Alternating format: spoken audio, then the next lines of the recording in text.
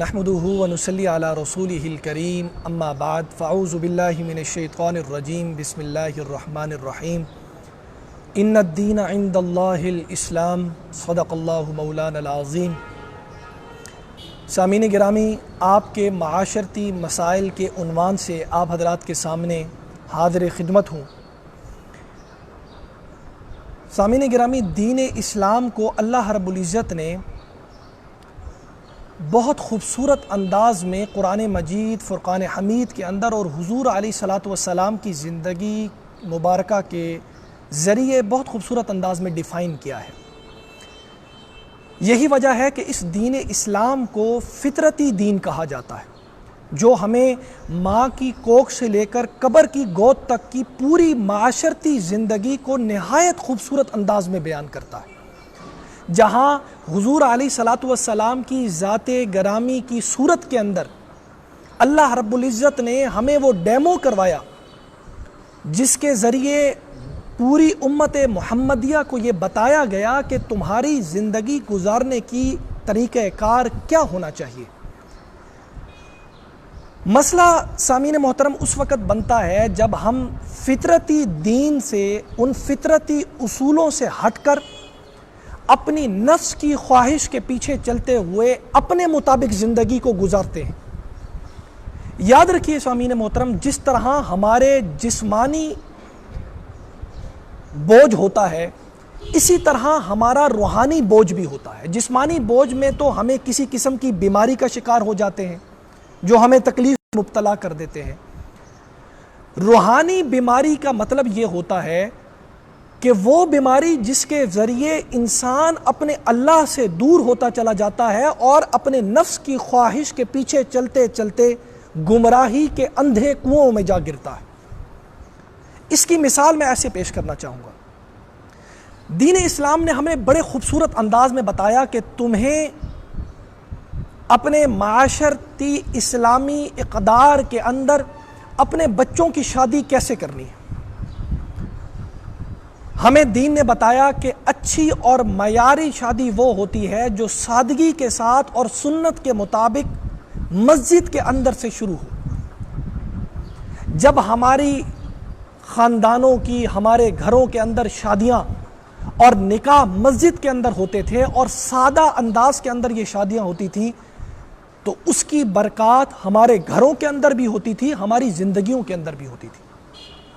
آج جب ہم تکلفات کے اندر پڑے اور ہم ماڈرن ہو گئے اور اپنے نفس کی خواہشات کے پیچھے چلتے ہوئے ہم نے اس شادی کو تکلفات میں ڈال لیا، تو آج امیر کے لیے شادی تو شاید آسان ہو گئی، لیکن اس غریب بیٹی کا کیا قصور ہے جو آج ان معاشرتی اقدار کی وجہ سے جو انتہائی غلط اور غلیظ ہیں، جس کی وجہ سے آج وہ اپنے گھر کے اندر بے بسی کے عالم میں بیٹھی ہے، جہاں آج اس بچی کا باپ انتہائی مجبوری کے عالم کے اندر بے بس نظر آتا ہے۔ ہمیں تو قرآن نے بتایا تھا، ہمیں تو حضور علیہ الصلاۃ والسلام نے بتایا تھا، اپنی صاحبزادی، اپنی لخت جگر کا نکاح کی صورت کے اندر، کہ جب حضرت علی رضی اللہ تعالی عنہ کے ساتھ اپنے لخت جگر حضرت فاطمہ الزہرا رضی اللہ تعالی عنہا کا نکاح کر رہے تھے، تو میرے نبی نے اس نکاح کا آغاز، اس نکاح کی ابتدا، اس نکاح کو خوبصورت بنانے کے لیے مسجد نبوی کے اندر اس نکاح کو ترتیب دیا تھا۔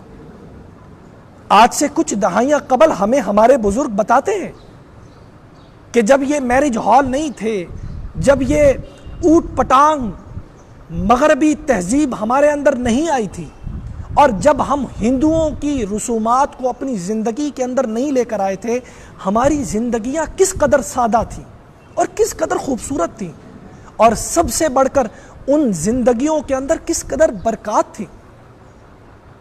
آج جب ایک امیر زادے کی بیٹی، اس کے نکاح کے اندر 15 20 لاکھ کے ڈریس فائنل کیے جاتے ہیں، اور وہ لہنگا جو شاید زندگی میں 1 سے 2 مرتبہ پہنا جاتا ہے، اس کو 15 20 اور 25 لاکھ تک لایا جاتا ہے، تو اس بیٹی کا کیا قصور ہے جو ساتھ والے گھر کے اندر غریب، جس کا باپ دہاڑی دار مزدور ہے، لیکن وہ اپنی آنکھوں سے دیکھ رہی ہوتی ہے کہ کس طرح ایک امیر گھرانے کے اندر ایک لڑکی اپنے خواہشوں کو پورا کر رہی ہے، اور وہ غریب صرف اس وجہ سے کہ اس کا باپ اپنی بیٹی کو جہیز نہیں دے سکتا، صرف اس وجہ سے کہ وہ اس کی شادی کے اخراج باوجود اس کے کہ سارا دن مزدوری دھوپ میں کر کے وہ اپنی ہڈیوں کو پگھلا لیتا ہے، لیکن اس کے باوجود بھی وہ اپنی بیٹی کا شادی نہیں کر سکتا، کیا اس کے دل پر گزرتی ہوگی؟ اور میرے رب کے کس قدر غضب اس وقت نازل ہوتا ہوگا اس دنیا کے اندر، اس معاشرے کے اندر، جس معاشرے کے اندر اس غریب کی بیٹی کے ساتھ استحصال والا معاملہ ہو رہا ہے، اور دوسری طرف ایک امیر کی بیٹی اپنی خواہشات کو اپنے پیسے کے ذریعے پورا کر رہی ہے۔ یہ دو طبقاتی نظام ہمارے اس معاشرتی نظام کے لیے زہر قاتل ہے۔ سامعین محترم، اپنی زندگیوں کے اندر خدا را سادگی لائیے۔ ہم نے نکاح کو مشکل بنا دیا، زنا کو آسان بنا دیا۔ یہ ایک تلخ حقیقت ہے، یہ ایک تلخ سچ ہے۔ ہم نے نکاح کو مشکل بنا دیا رسومات کے ذریعے، ہم نے نکاح کو مشکل بنا دیا فارمیلٹیز کی وجہ سے، اور ہم نے زنا کو عام کر دیا، ہم نے زنا کو عام کر دیا انہی غلیظ رسومات کے ذریعے، جس کی وجہ سے آج غریب کی بیٹی اپنے گھر کے اندر بیٹھی ہے، اس کی عمر گزرتی جا رہی ہے، لیکن اس کا نکاح، اس کی شادی نہیں ہو رہی۔ اسی غم سے اس کے باپ کو نہ جانے کتنی بیماریاں لگ چکی ہیں کہ اس کی بیٹی جو بوجھ اس نے اپنے سر سے اتارنا تھا، جو فریضہ اس نے پورا کرنا تھا، اس فریضے کو وہ پورا نہیں کر پا رہا۔ ہمارے ان معاشرتی مسائل کے اندر ہم نے کس قدر تکلفات پا لیے۔ آج مغرب کے معاشرے کے اندر ہمیں حضور علیہ الصلوۃ والسلام کی سنتیں کہیں نظر آ رہی ہیں، بس وجہ یہ ہے کہ انہوں نے کلمہ نہیں پڑھا، وگرنہ وہ آج ہم سے بہترین مسلمان ہوتے۔ وہاں آج کاروبار فجر کی نماز کے بعد سے شروع ہو جاتا ہے اور عصر کی نماز تک پورے ملک کے اندر کاروبار ختم ہو جاتا ہے، لیکن بدقسمتی سے آج اسلامی معاشرے کے اندر وہ ریت، وہ روایت جو حضور علیہ الصلوۃ والسلام نے ہمیں بتائی تھی، وہ احکامات جو حضور علیہ الصلوۃ والسلام نے ہمیں بتائے تھے، ہم وہ بھول گئے۔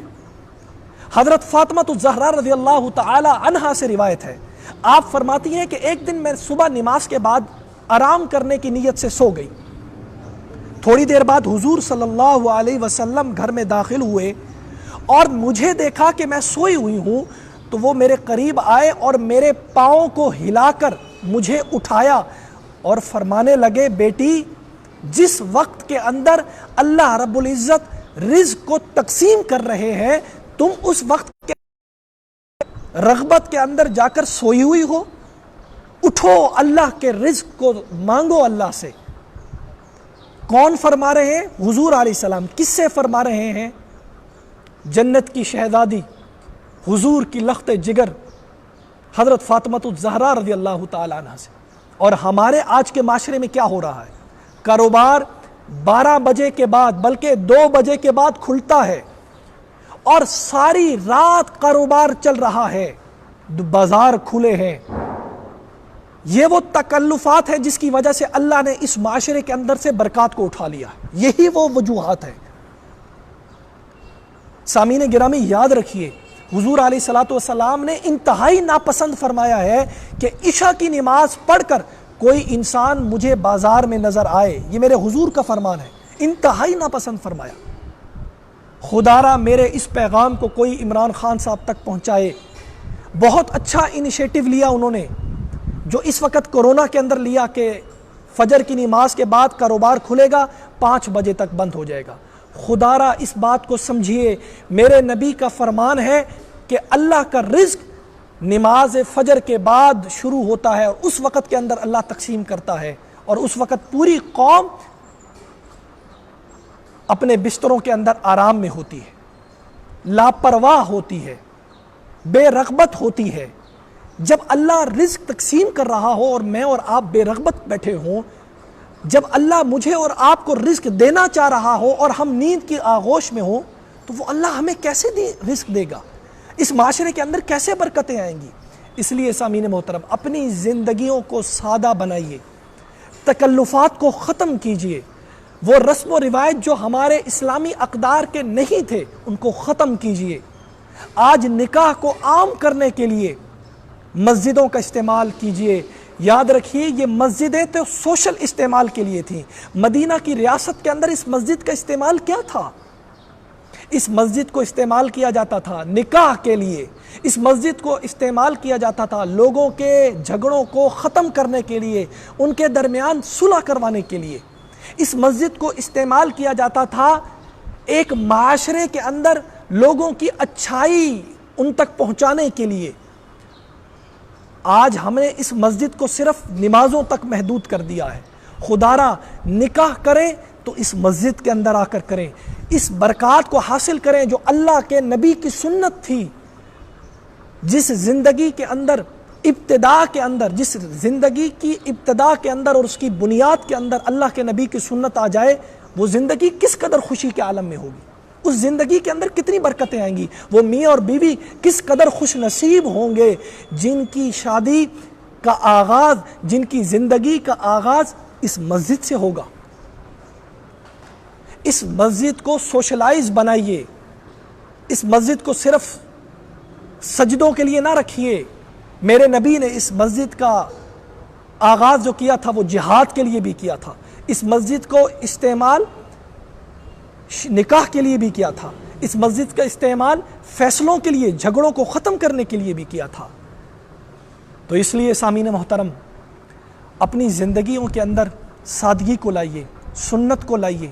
جب ہماری زندگیوں کے اندر سادگی اور سنت آئے گی سب سے بڑھ کر، ہماری زندگیوں کے اندر آپ دیکھیے گا برکتیں کس طرح آتی ہیں، اس معاشرے کے اندر برکتیں کس طرح آتی ہیں۔ کاروبار کو جلدی شروع کیجئے، خدارا فجر کے بعد دکانیں کھولیے، 5 بجے تک دکانیں بند کیجئے۔ ہم جو یہ کہتے ہیں کہ رات کو گاہک نکلتا ہے، اس گاہک کو عادی کس نے بنایا؟ اس خریدار کو عادی کس نے بنایا کہ وہ رات کو نکلے؟ کیونکہ ہم نے رات کو دکانیں کھولی ہوئی ہیں۔ آج کے ان دنوں کے اندر جب یہ کورونا کا دن چل رہے ہیں اور لاک ڈاؤن ہے اور کہیں نرمی ہے، بیکریوں کے اندر آپ دیکھیے لوگ 5 بجے سے پہلے خریداری کر لیتے ہیں۔ کیوں؟ اس لیے انہیں پتا ہے، انہیں معلوم ہے کہ 5 بجے کے بعد دکانیں بند ہو جانی ہیں۔